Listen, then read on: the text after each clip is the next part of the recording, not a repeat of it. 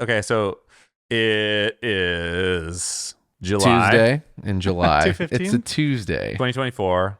in July. So we're essentially 8 years. We'll call it 8 years into this project. Uh-huh. So we started 2015 trying to get things going. Mhm. Online store, pop-up, roasting, selling coffee. Opened our first store in 2016 Yes, we did. and grew through the pandemic. And then we've been buttoning up the business since You mean then. grew until the pandemic? Grew up until the steps back. pandemic, Couple steps back and then grew again. Survive the pandemic? which is no small feat. Fucking A lot of people gnarly. didn't survive the pandemic. Yeah. Business wise, Pour one out to the homies. which is pretty. Dude, side note, right? pretty It's grateful. like that food brand, like Dang, that I was telling you about. Yeah, Where Dang I was is done. Oh yeah, like in the EO, like a group with that guy, and just saw the podcast the other day where they like didn't make it through the pandemic. and they had billions of dollars of investment money. Yeah, they had millions of dollars. Millions of, of dollars of private investment. investment. Private money. investment. Millions of dollars. Yeah. So 8 years later, I mean, 8 How do you years. 8 years see- in September, huh? Yeah. I mean, how do you see what you're doing now versus what you thought you're going to be doing, or what are some big positives or negatives?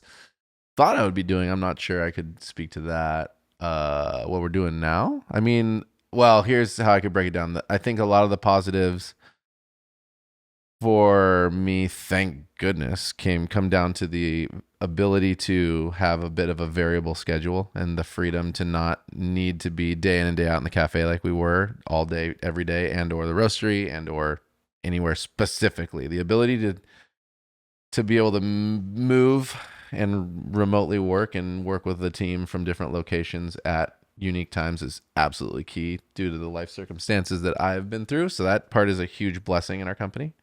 Because I'd contrast it with like if you say imagine a world where you were still at Verve or still at Right. Dune or still at Insert any company. coffee company name. It's like Pending, that seems yeah. like a big win relative to like if you were still like head of retail somewhere. Well, so or- pending the way the company would allow Say the head of Me to sales. would allow. Well, this is the thing though. I actually always, whatever company I was going to work at, I wanted that to be a truth anyways. To be like, if you can, however you can get your work done, you can get it done. You don't have to be like married to a space. So in that regard, I always believed in like somebody's. Sometimes. No, I mean, if you work for it ebbs and somebody flows. else, right? Well, it's that's what like I'm saying they though. kinda When can- I was, okay. if I was in charge at these places, it was Yeah. something that I was pushing for anyway. Yeah. Whether I got to turn that into truth or not is like the TBD in the world of, I don't know because I don't work there, but that was a big thing. And always was, hey, let's figure out how the people who work with and for you, can they get their work done? Then they don't have to be stuck here for the, 5-day work week if they can provide the space to not have to, right, get the work done at the quality we need. So whatever, that's a different sidebar. That's a neat thing. That's positive for us. We did that. That is true and awesome. And even for our upper leadership team, they can, for the very most part, Like work in that freedom regard in too. some The freedom aspect, right? to work intuitively with who you are and how your ebbs and flows of energy in the day go. That's huge. That's neat. It is also neat that we have continued to build a team of people who are responsive and see what we do as valuable, right? We get a lot of positive feedback from our upper leadership team, both from our challenges as well as the kind of culture we create and helping them see their possibilities and potential. And working with our teams and coaching them through the processes is something that is neat and I'm proud of. Yeah, you do a lot of coaching with the Yeah. upper leadership I team. mean, we all do, and it's very clear, and that's a lot of the feedback that we get. So that part is really neat and positive. And then comes, there's a lot revolving around that. That's fun, right? The ability to kind of help people make decisions, and we can play with coffee still here and there. That's fun in terms of roasting and tasting and helping educate, as well as calibrate with the people around us and just how we look at things when it comes to palate development and the depths of tasting coffee that I think is still kind of lost in the world. There's a lot of young coffee heads out there, and there's a lot of experience in our brains that you can absolutely help people in our team who have been still tasting coffee for years and years and years to experience nuance and experience clarify what they have to say in a way that's really interesting. That's fun. Really, really fun. And then you kind of mix it with the challenging parts, which are provision for more people and self, and what that could look like moving forward, and how Coffee's how not to the like highest paying job out there. You could yeah, get. and it never has been. But it's also a really interesting industry, and there's connective opportunity. And I think also, who knows? I mean, I just think there's potential out there. Clearly, there's people in the world who do wholesale, and there's partnerships to be had. But yeah, you look at the many different ways to have impact in the world and to help people, period. And I think that's the part that's maybe on my mind and interesting and challenging, where it's multi-layered and faceted. So that part is different, because at the beginning it was easy to do based on what we were doing day in and day out and what we were working on, specifically integrating live and trying and iterating on. And so now we have some important formulas that are locked in the context of, we understand what values are, we understand what a mission is, and we continually refine and get better at putting things that people can access, supportive materials for education, right, via a passport, or getting better at orienting people at the beginning and speaking to these things. Like, we get better at that, and that helps build up our foundation.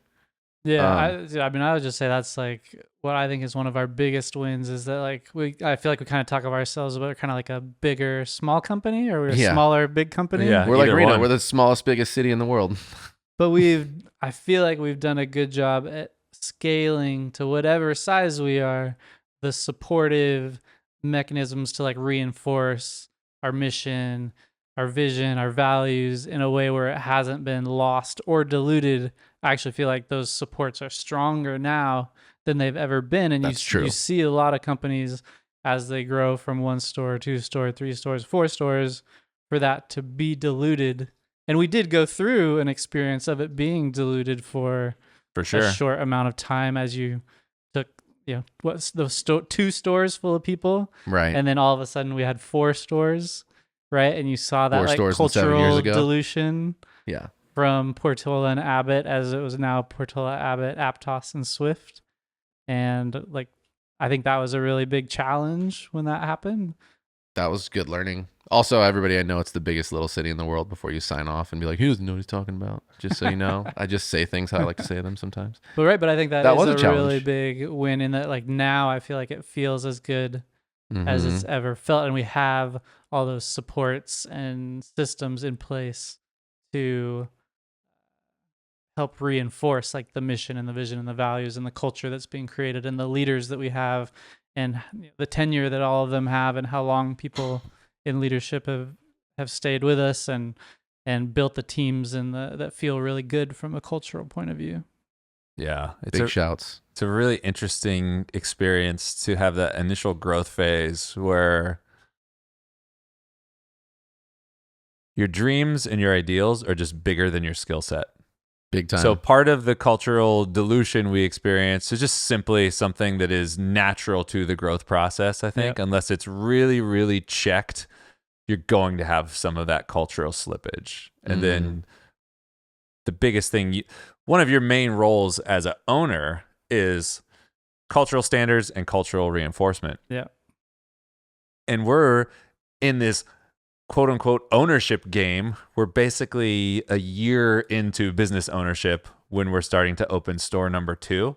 So we're not very tenured as Absolutely. owners, and we're having to navigate all of these. Because that was like 50% dilution, right? Going from like Right. 10 team members to 20, Right. right? Or one leader In 2 to- physical different places, Yeah. you know, because you can't see. It's just such a cool feeling to have everybody in the same place at the same time. Portola, everyone's in there. The coffee's being roasted in there. The 3 of us are in there all the time. There's not it's pretty easy, honestly, all things considered, to keep a strong cultural foundation, assuming you have a North Star that you're pointed to, which we did when we started. And then to have that dilution, never having experienced that from an ownership perspective, and try to figure out how to how to wrangle that while still having people feel empowered. That was probably my biggest challenge. Not to have it not feel like, oh, great, here's the boss just dropping the hammer, telling me what to do, to be able to tie it back to that cultural North Star. I wasn't really good at that. That was a learned skill. And I'd almost argue that like you have to go through, if you're going to essentially double the size of your company, that there's going to be some amount of cultural dilution no matter what. And then it's just how you think about building it back in like the fastest way possible. Yeah. Right. From one store totally to two, hear and then we built it back, and then we went we from 2 doubled it stores again. to 4 and doubled it. And it's like that to me was the most glaring example of the dilution, just when you have 2 really strong cultural workplace locations and teams, Right. and then you turn Split those them. 20 people into 40 people. Yeah, 2 to 4 felt harder than 1 to 2. Yeah. Yeah. Even though 1 to 2 was a really big deal at the time, 2 to 4 was like, fuck. That's right. Yeah.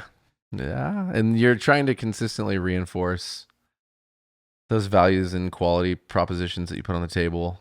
It becomes a challenge because you get a pretty big spotlight on where you thought it was working and you thought it was really, really clear, but really what it was is you were close enough to it that it didn't really get off track. You know, it was just you were around and you were saying what you were saying still as the leader, or the few leaders were, and the people next to them just kept doing a good job beside the leaders who were holding them accountable versus speaking with their own voices and making decisions and because for the whole company. And just like for their inherently stores. you're going to go from 2 team leaders to bringing up 2 new team leaders who have never done that before. So you're like inherently going to have those new leaders who don't have the experience that you had before.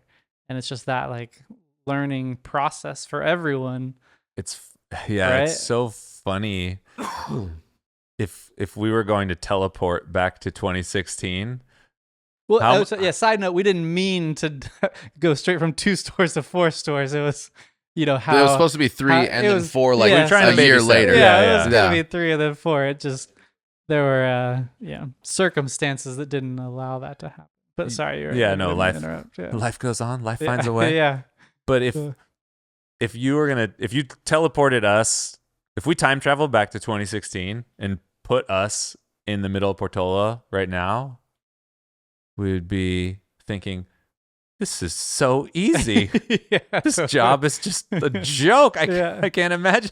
Like let's just get to 4. We're dude. good. Let's go. No big deal. Simple. We could grow this thing 12, 20, Yeah. 50, whoever, you know, no big deal. But I would still argue that we might know how to support the transition better, but there will always be some cultural dilution when you in that initial phase of growing. As long as you're like, I guess as long as you're promoting from within, like we were, and you're bringing up people who were coordinators, assistant managers into roles that they've never been in before, it's like you're going to have people leading who have never led before. True. And you're going to have the challenges that are associated with that. But we're much more culturally buttressed now Yeah, because true. the people, even though in either situation, people are leading who have never led before, but the support system is much more dialed in now. Because 100%. before, it's just people are going out into the world. And then if we're not there, we're not there. Now people are going out into the world and they have other people that they can look to and lean on and systems that bring people in. The things that we take for granted or are easy to take for granted, even something as simple as orientation. When's the last time you did an orientation? Right. Been a long Shouts ass out, Leah. time. Yeah. But to get people, even just filtering through resumes, doing the callbacks, making sure that we get the right people in the job, getting the right people to orientation, getting them set up for success. We've created a system, I'm patting ourselves on the back now, that delivers really awesome people to our cafes, our roastery, who are already in some way culturally primed. Yeah. We're pairing that with people who are in leadership, who have a leadership support system around them. Of course, it's going to be it's going to be a lot more efficient than it was, and Yeah. we're going to have a lot more success with it than we did in 2016 or 2017. Yeah. So it's pretty rad to see. You we know? have something else working for us too in our tenure now, and that's that people we have established locally and at our cafes, like who we are, right? And in terms of our mission, our values, our approach in those things you were speaking about. And what we've done now is attracted more people who want to be in leadership that are self-directing and interested in learning those things on their own. Whereas before, so many of the people were specifically relying on the three of us to kind of like show them that it was valuable. And I think we've done a good job in setting up a core group of leaders that already speak to all of these things. And therefore, the people who are coming up on their own are, again, to your point, more aligned from the get-go. But with that comes a lot more people who are interested in pursuing, better versions of who we are on their own. We don't have to specifically be like pulling the rope and be like, come on, please, come on. Like you have more people coming alongside with us in their own regard and in their own way. And sure, we maybe have to sometimes temper and focus it, but there's a lot of hunger. And I think we had that before, but there's more alignment in the understanding of what direction to go now than there was at the beginning. At the beginning, it felt like a million ideas going in a lot of different directions, somewhat pointed towards the North Star, but there was a lot of like, whoa, this is overwhelming, Yeah. Because even having the North Star back in the day, so we've always had this foundation of mission and values that we Right. see everything through to make sure we're on track. If you've never had a North Star like that before, which we all wanted to do that as an ideal, but we'd never worked in We a never had place one. that had one, Mm-mm. it's hard to figure out how to interact with it at first. Right. It's hard to figure out how to communicate it to other people, and it almost feels like you can reverse rationalize anything through it. Well, actively pursue better means this, so this is like some version of that, and you can end up in some weird Yeah, we had van that down happen. by the river, and that used to happen a Yeah. lot. And for me, it was the tension between that mission and values, wanting to empower people to take ownership of their work and not knowing how to have those conversations when they said something or wanted to do something that wasn't culturally aligned, but I couldn't actually explain why it wasn't. Yeah. Because they make really good rationalizations about why it was. And I'm just like, no, Mm-hmm. I got no rebuttal. Yeah, but like, I you just don't gotta know- trust me on I this don't know one. where to go with Yeah. that. Yeah, dude. And then it can go in all kinds of strange directions. So it's Yeah. like, it all feels pretty good in Santa Cruz. So say if there was a time in the future when we opened a store outside of Santa Cruz, do you feel like there's lessons that we've learned in terms of like, do you feel like we'd be creating a new situation where we'd be learning from scratch? Or do you feel like a cafe, say like somewhere in the Bay Area, it's like, do you feel like that would present whole new challenges that we've never experienced? Whole new challenges, I think. So the crew from Voyager Coffee came by the roastery a couple weeks ago. They brought their whole leadership team and roastery team. Super fun. I'd never met them. I didn't know anything about their company other than I'd been in their shops, and they're in a lot of the same conversations that we come up in. And first thing they asked was, when are you guys open in LA? I just laughed. I was like, oh my gosh, I don't think that's for us. And, we poked around in San Diego a while ago and just decided it wasn't the right time. I think for us to have a big success in another market like that, I think we have to be plugged into the community in an honest and meaningful way. So Beforehand? I How are you think gonna do that? I think What's that? I said, how are we gonna do that without living somewhere else? I think we have to live somewhere. That's kind of where I'm going. I think if perfect situation, working with people in the community, like people that are on staff are, I don't know how you say it, just involved in the community or people that are in the community. But for me to feel really comfortable, if we were going to do San Diego, I'd say, okay, some version of the three of us needs to go down there 3 to 6 months. Or somebody like Herman needs to go down there for 3 to 6 months and just be on site, live there. Because The operations can transfer, but What do you mean before or after the store? I would probably do like a month or two before to manage the finality of the build out, and then for at least 4 months while we're open. Okay. Because you need a really strong leadership presence, but you also need someone who understands different markets are different. You know, I mean, service works everywhere, but there's these little nuances, and to prevent that cultural slippage in that new market, I think you need a really strong presence. So I would feel really uncomfortable if we just opened a store, installed a new team leader, and you're like, you're good. Cool. Yeah, no, hell have a good time. It's just kind of be counter just everything we just talked about for the past 15 minutes. Yeah. Well, I mean, you see it happening in other companies, and it just doesn't really go so well. At least that I've seen. No, I back that for sure. You definitely need some leadership group on site very consistently for a while. At least one point person, and then I've got different ideas on how you could inject culture, consistently and share it with the team who is, if we're moving to another location, I'd probably put together 8 to 10 people to kind of cycle down there in 2-week periods besides the person who's living there, and let them inject culture and, lead cuppings and because otherwise it's like you've got one leader, but there's like 15 team members, new people that, that leader have needs no to be filled up experience too. with the culture, right? The leader needs to be filled up. So you have to make sure that they're not isolating themselves with nobody. And that's where you keep sending people down for X amount of time who they're familiar with already. I mean, you put somebody in a new world altogether, they're going to be hungry and into it for a little bit, and then they're going to still, you don't recognize that you're getting depleted on the other side of it when you're so focused on a big new project. And then all of a sudden you're like, oh shit, I'm alone. The wall, yeah. Well, I'm alone, and it's like I have no one, and I can call them, but they're not here. So that's where you have to, I think, support for a while by bringing down trusted heads consistently for them to do life with for a bit. And by down, I mean, that's when we say places like San Diego where we explored. And that was one of the challenging ideas around San Diego is we were like, what are places we could get to in a 2-hour frame? And it's like, well, it's actually not as easy to get anywhere in 2 hours, even with the flight there. It's like 1.5-hour flight, and then you're driving no less probably than an hour to most of the locations after that.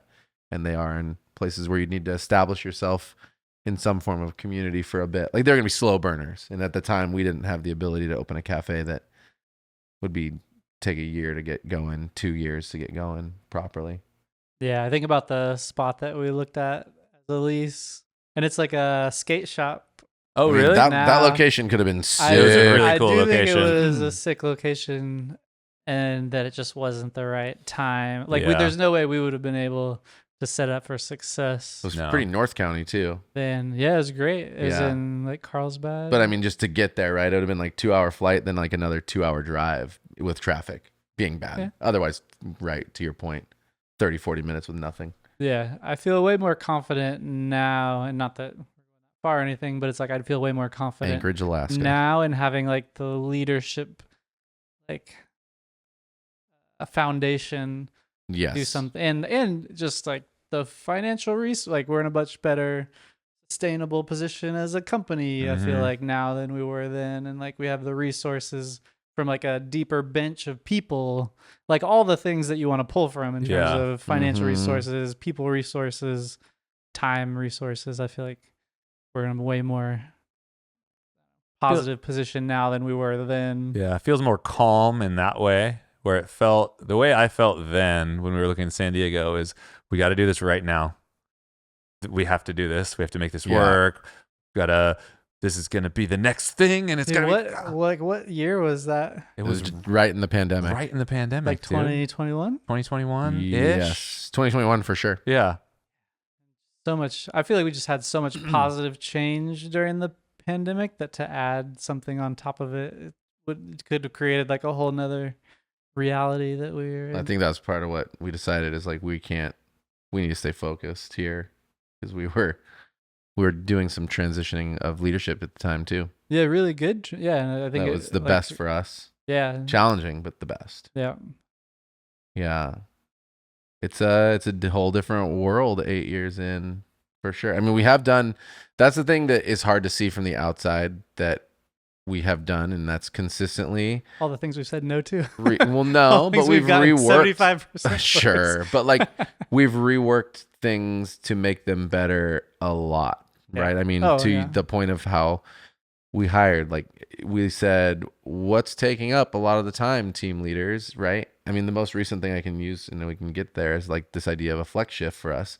But we've consistently looked at like what's taking our leaders away from leading, and we started the very beginning with even just the way we have our positions and titles. It's like you have an inherent responsibility that's meaningful in leadership, even, right? You're a coordinator. This is what you do. And this is where you do this so that your team leader can make sure that they're overseeing the store. Then we worked on budgets, and then we worked on then they're like, oh man, yeah, okay, we're short staffed, and I got to hire and interview, and that's just even going through interviews is going to take me as a team leader off the floor and off of my team for basically a week, sometimes at a time. Right. So your working through cultural interviews. leader and your cultural Yeah. stone, your rock, right? is unable to coach their assistant, which is the coordinator. They're unable to coach the team.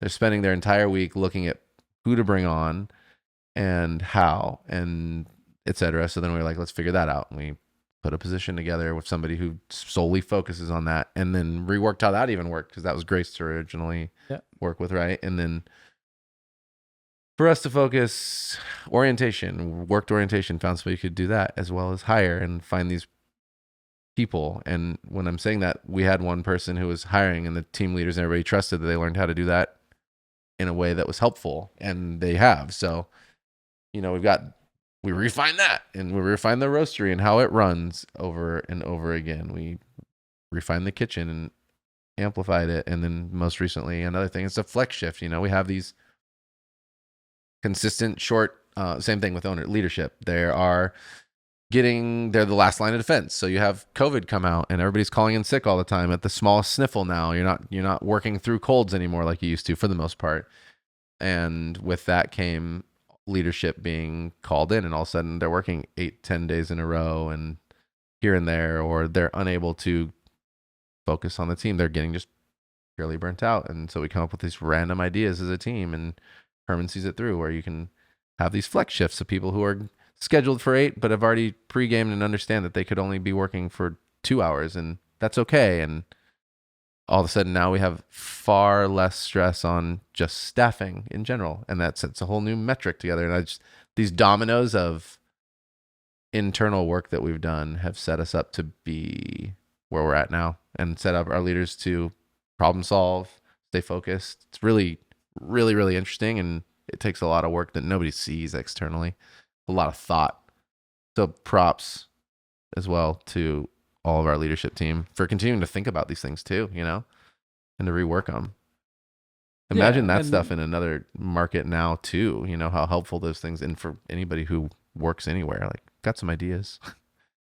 Yeah, I mean, that's how you get better, is to always be constantly thinking about how you can change. If you're resistant to change, I think those are some maybe like the least appealing places to work. Yeah, because those things make work interesting on the day-to-day, because despite there not being, maybe you're not adding a new cafe in the mix, there are things that you're working towards in addition to the main focus of creating experiences for people. Right. There are ways that you're stretching and growing, and that's what makes work dynamic. I think that's why I would hope that most people who are on our team right now will look back and have a fond experience of working here, like retrospective 5 years later. Man, that was a really cool job. I learned so much, and I was sitting around yesterday, and we won't name names because we can't. Doug. There was the way our cafes are structured. So Herman's our head of retail, and then we have team leaders who run each individual cafe, and then the coordinators support the team leader. So there's a coordinator talking to Herman about feedback for the team leader, leading up the chain of command, saying, hey, these things are on my mind. I really want to express them. Not sure the best way. And Herman's a magician, so he has this really thoughtful 5-minute conversation with this person that's both informative and empowering, which is a great way to do things. He's not just teaching tools, he's also injecting that you can do this and this is the way. And then I went into the cafe and I saw the two people chatting. They were having, they were outside. They were just chatting outside. And I was like, oh, at first I thought it was really cool because the traditional work dynamic says, hey, you don't say shit to your boss, right?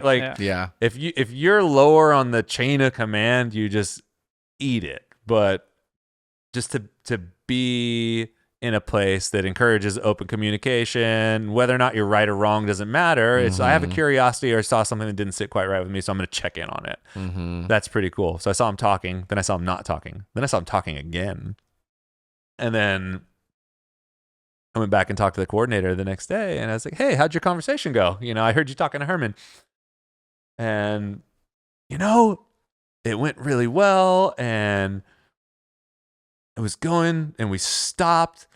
And then I went back to work, and I just had this feeling in the bottom of my stomach that I didn't fully express myself. So I had to go back and have another conversation to kind of fully iron everything out. And to see those things happening in real time, it's incredible. I mean, it's really, really awesome to see people stepping out like that. And to see the two people working together directly afterwards, there was no bad intention because there was never any in the first place. Yeah, everyone's just seeking alignment and seeking to level up. Things personally, they're not. Yeah, everyone just wants to know that they're on the right path. Everyone wants to contribute to better, and everyone just needs to you have to have this understanding and communication to do that. And things like that, I see them at Cat and Cloud a lot. And I think I don't know, I haven't worked anywhere for a long time, but from what people tell me, they're pretty rare. Yeah, that doesn't happen other places and very often. It's just something that I'm really, really proud of. Because if you would ask me, is that happening? In 20, like right before the pandemic, I was just like, oh my gosh, this is not good.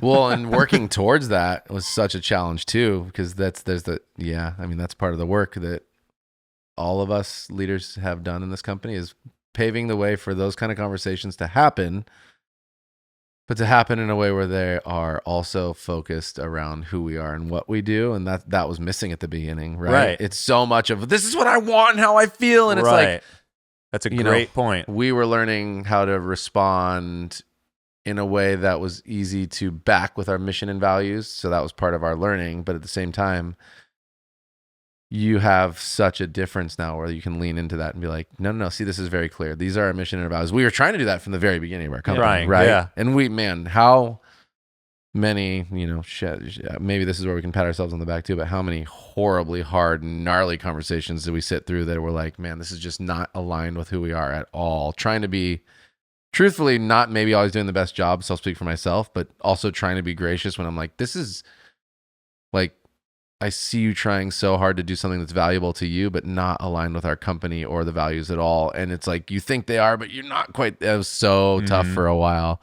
We had a lot of that at the beginning. And I think that's going to be normal for everybody out there in your business. If you do or don't have values, you're going to experience that either way. If you have people who care, right? There's one side, there's people that care, but man, it was such a difference to have that happen now where we can fully go, okay, yep, I hear you. How does that relate to what we're doing every day? And, I had a conversation like that with a couple of people in leadership too. And somebody was speaking, it was more related to their job and what they were doing and what their goals were. But it was similar in that, I'm so passionate about this stuff and I want to do this and I got all these ideas. And I'm like, man, it's really awesome to hear. I don't see how anything you just said to me for the last 10 minutes relates to the work that you are required to do and tasked to do. And if you can talk to me about how it relates, like I'm down, but I'm not hearing it right now. And back in the day, I would have been that just that alone, which was received well on everybody. That alone would have been, can you imagine? Like, no, it was gnarly. I can't. There was times when just even being able to say something like that almost made you feel like a horrible person. and by almost, I mean, it for sure did. We can all are sitting here laughing at each other because we experienced that in life. So we do have something going in that regard that is Yeah, it's for sure. Like as really we've cool. used, as you use the values and reinforce them over time, it just makes those conversations, right, so much.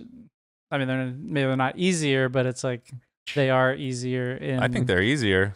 Full stop. yeah, Like they feel easier to me. right, because it's again less personal. Right. You can focus on the values, and I always think back to like the very first person that we let go. Oh yeah. And it just wasn't a value, right? It wasn't a values alignment, and using the values to talk through why it wasn't alignment for that person to continue to work here. And like, that was the first time I ever had a conversation like that. And to me, it made it so much clearer as to like how to have that conversation. And that, hey, it's not personal. Like, we like you as a person. A It's lot. like you were Still here at do. the beginning. Yeah. All this Mhm. stuff. We're all tighter now than we were then. Yeah, and it's just that I think it's a great a great tool to have in terms of like how you have those conversations, and you're able to have hard conversations and have these principles to hold up, I guess. And the conversations, part of the reason they feel less difficult or less challenging, there's one part that's the practice that we've had, there's one part that's the values, and there's this third piece that's enrollment, which goes back to what we're talking about in orientation. And you're saying we're doing better at bringing in people who are signing up to go on this journey with us. Because now there's a lot more specificity in what that journey is, where in the beginning, despite all our efforts, it's like, this is a cool place to work. If you have ideas, you can do them too. Right. And that was kind of our stance. And that just led to all kinds of shit.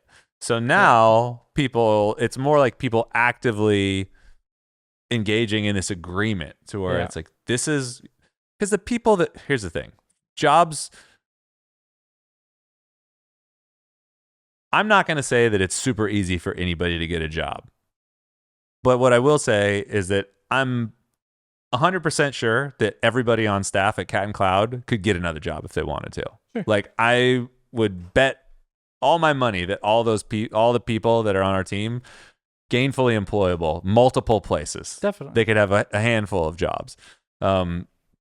So they're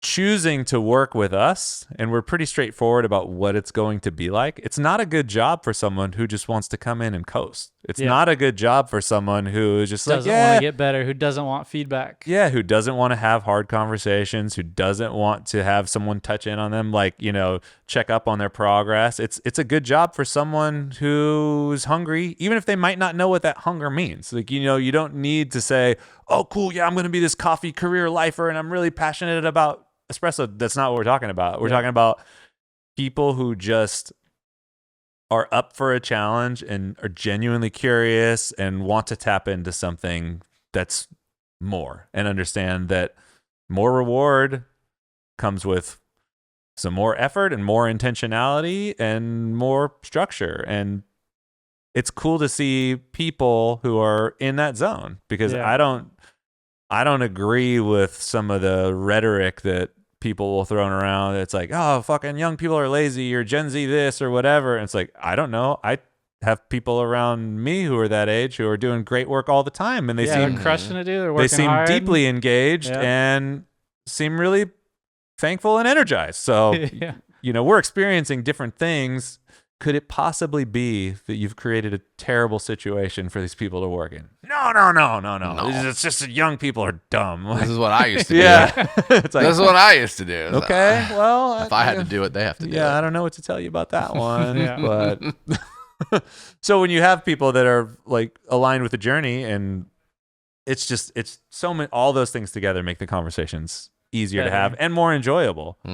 Because you get the feeling that you're not dropping the hammer on someone. You're actually giving them something that they desire, which is, I want to get better. I need help to do that, because we all do, and you can be a part of it. Yeah. It's like, that's one of the things I love working with Dulce, is like, we set a goal. It's kind of like the very first, when she started working with me, she's like, my goal for this year is to have 12 one-on-ones with you. That we're going to have a one-on-one every month.